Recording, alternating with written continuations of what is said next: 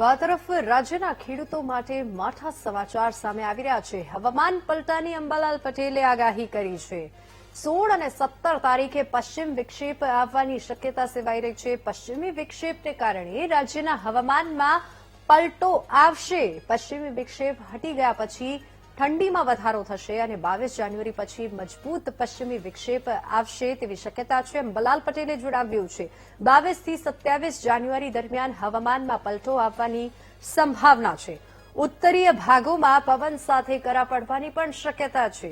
આ સાથે જ 30 જાન્યુઆરીથી 5 ફેબ્રુઆરી દરમિયાન પણ હવામાનમાં પલટો આવશે।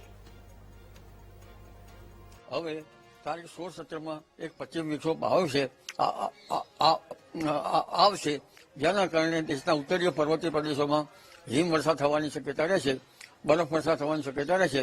એટલે દેશના ઉત્તરીય પર્વતીય પ્રદેશોનું હવામાનમાં પલટો આવી શકે અને પશ્ચિમ વિક્ષોભ હટી જતા ગુજરાતમાં પુનઃ ઠંડી આવવાની શક્યતા રહેશે।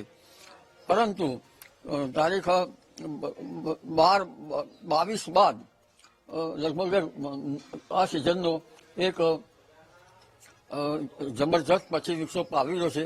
આ પ્રથમ પશ્ચિમ વિક્ષોભ હશે જે લગભગ દેશના ઉત્તરીય પર્વતીય પ્રદેશોથી લઈને છેક મેદાની ભાગો સુધીમાં કમોસમી વરસાદની શક્યતા રહે છે।